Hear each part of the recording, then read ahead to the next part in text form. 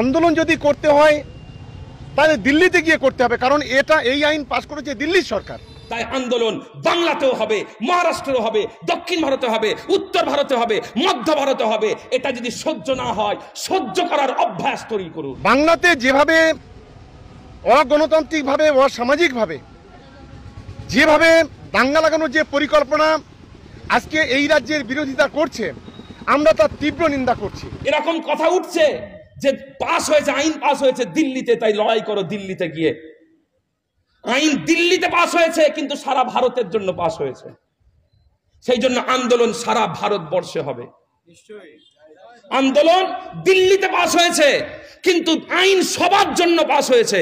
তাই আন্দোলন বাংলাতেও হবে, মহারাষ্ট্রেও হবে, দক্ষিণ ভারতে হবে, উত্তর ভারতে হবে, মধ্য ভারতে হবে। এটা যদি সহ্য না হয়, সহ্য করার অভ্যাস তৈরি করুন। সাথে সাথে আমি আপনাকে একটা কথা বলে রাখি, এখানে মনে রাখবেন, দিল্লিতে ডিমনিটাইজেশন হয়েছে, এই বাংলায় আন্দোলন হয়েছে, আমাদের চোখ দেখেছে। দিল্লিতে সিএএ পাস হয়েছে, এ বাংলায় আন্দোলন হয়েছে, আমাদের চোখ দেখেছে। যদি দিল্লির সিএএ আন্দোলনের বিরুদ্ধে এদেশের এখানকার রাজনৈতিক নেতারা কলকাতায় সমাবেশ করতে পারেন, আমরাও এই আইনের বিরুদ্ধে কলকাতায় সমাবেশ করতে পারি। কথা বুঝতে পেরেছেন?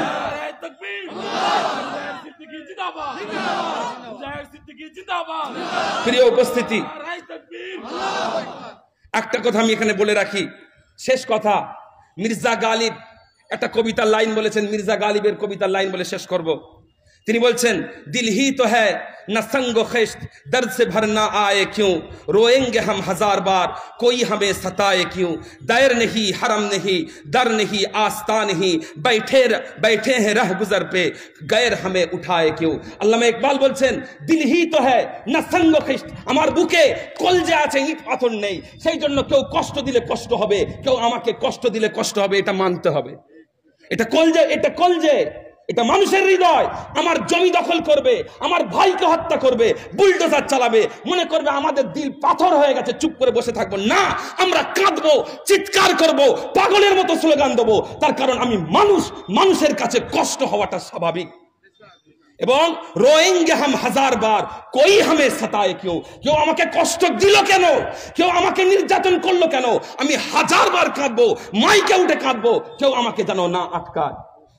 দায়ের নেহি, কারো মন্দিরে গিয়ে নয়, হারাম নেহি, মসজিদে গিয়ে নয়, দর নেহি, কারো বাড়িতে নিয়ে নয়, আস্তা নেহি, কারো ঘরের দরজায় নয়, बैठे हम राह गुजर पे, गैर हमें उठाए क्यों। আমরা রাস্তায় বসে আছি, কোন মানুষের ক্ষমতা নেই আমাদেরকে রাস্তা থেকে তোলে।